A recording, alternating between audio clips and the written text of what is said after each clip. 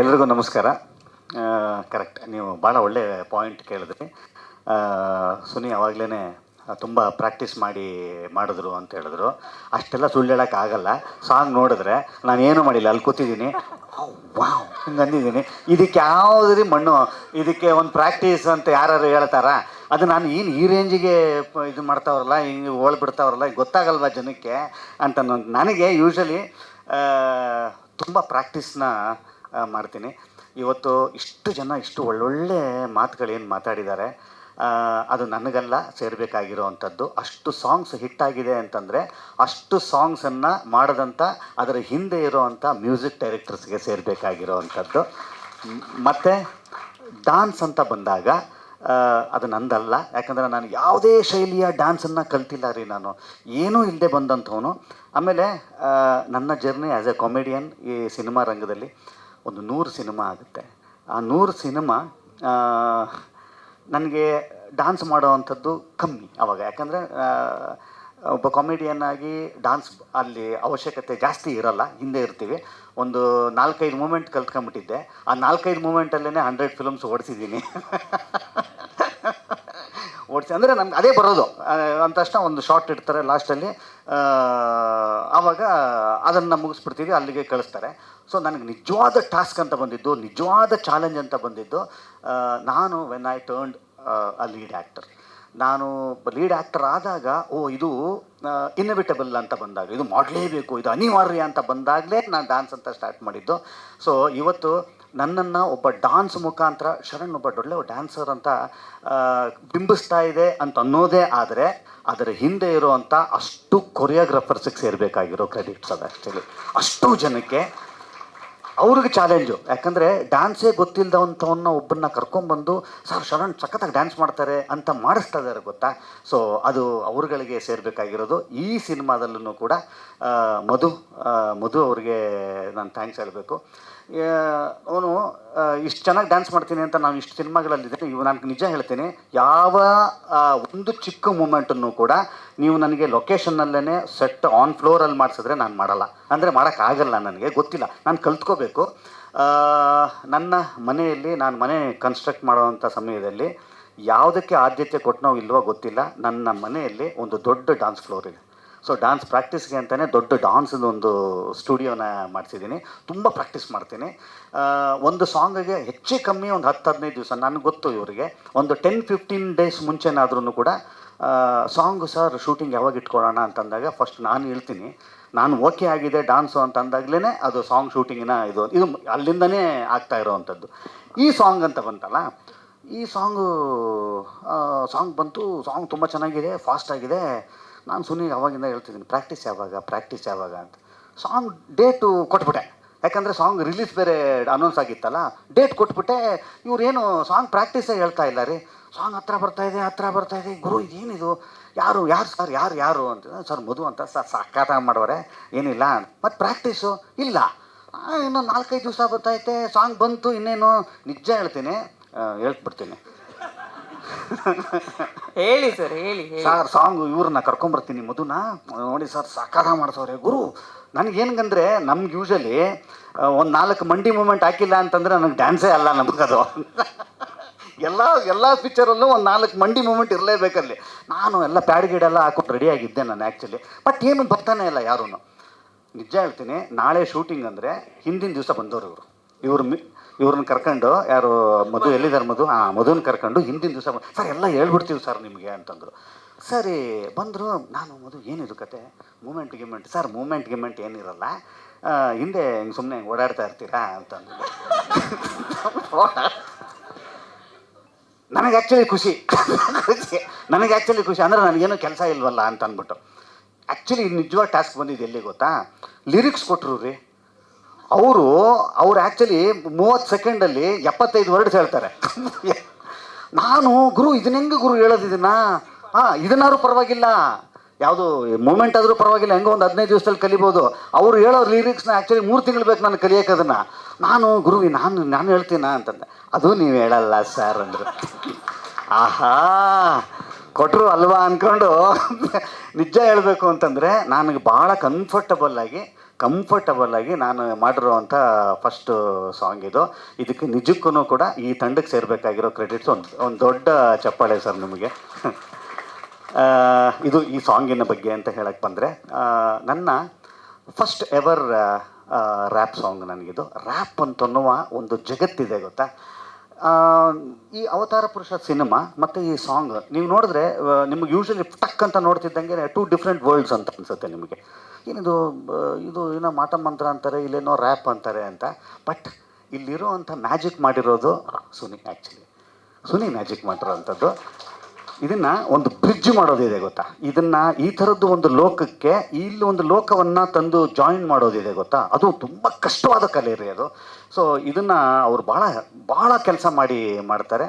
ಆಮೇಲೆ ನೀವು ನೋಡಿ ಪುಷ್ಕರ್ ಸರ್ ಅವರನ್ನು ಕೂಡ ಈ ಸಾಂಗಿನ ಇದು ರೆಕಾರ್ಡಿಂಗ್ ಟೈಮ್ನಲ್ಲಿ ಅವರು ಅಲ್ಲೇ ಇದ್ದಾರೆ. ಅವರು ಅಂತಂದರೆ ಬರೀ ವ್ಯಾವಹಾರಿಕವಾಗಿ ಮಾತ್ರವಲ್ಲದೆ ಈ ಸಿನಿಮಾದ ಒಳಗಡೆ ಅಂದರೆ ಕ್ರಿಯೇಟಿವಲ್ಲಿನೂ ಕೂಡ ಒಬ್ಬ ನಿರ್ಮಾಪಕರು ಇರ್ತಾರೆ ಗೊತ್ತಾ. ಅವಾಗ ಖಂಡಿತವಾಗ್ಲೂ ಯಾಕೆ ಅವ್ರಿಗೆ ಈ ಥರ ಇಷ್ಟೊಂದು ಸಕ್ಸಸ್ಸು, ಈ 11 ಸಿನಿಮಾ ಯಶಸ್ವಿ ಸಿನಿಮಾಗಳು ಕೊಡ್ಲಿಕ್ಕೆ ಸಾಧ್ಯವಾಯಿತು ಅಂತಂದರೆ ಸಿನಿಮಾದ ಆತ್ಮದಲ್ಲಿ ಇರ್ತಾರೆ ಅವರು.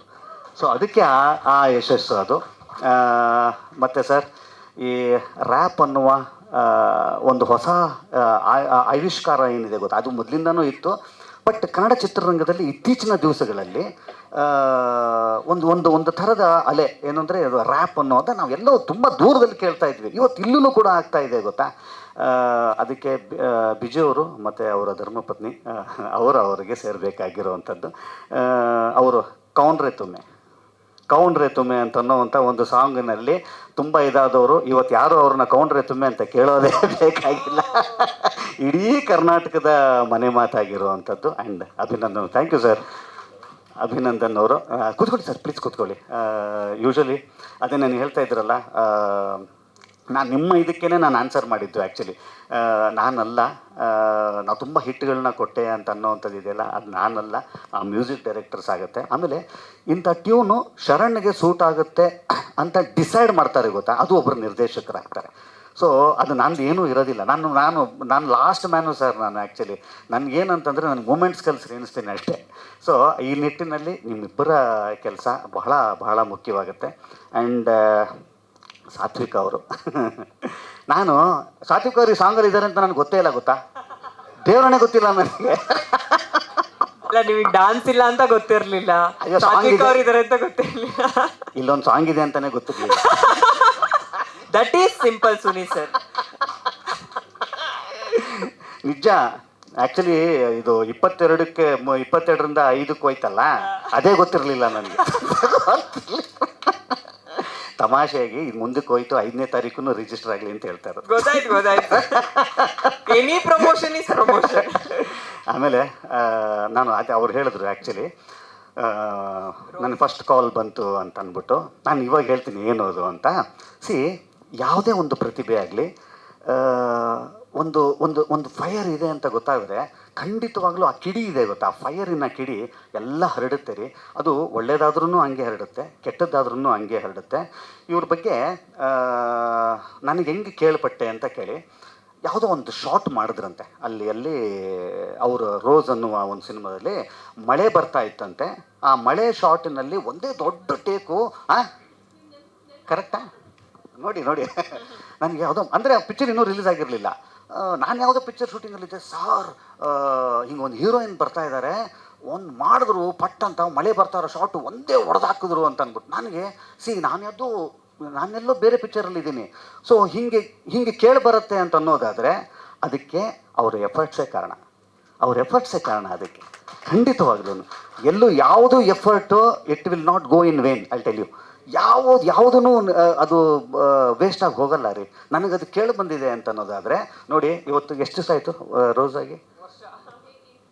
8 ಇಯರ್ಸಾ? ನೋಡಿ, ಇವತ್ತು 8 ವರ್ಷ ಆಗಿದೆ ಅಂತಂದರೆ 8 ವರ್ಷ ನಿರಂತರವಾಗಿ ಅವ್ರು ಹಲವಾರು ಸಿನಿಮಾಗಳನ್ನ ಮಾಡಿಕೊಂಡು ಇವತ್ತು ಗಟ್ಟಿ ಊರಿದ್ದಾರೆ ಅಂತಂದರೆ ಅವತ್ತು ಹತ್ತಿದ್ದ ಕಿಡಿ ಅಲ್ವಾ ಅದು. ಸೊ ಇನ್ನೂ ಕೂಡ you have a long way to go. ತುಂಬ ದೊಡ್ಡ ಸಕ್ಸಸ್ಸಿನ ಸಿನಿಮಾಗಳು ನಿಮ್ಮದಾಗಲಿ.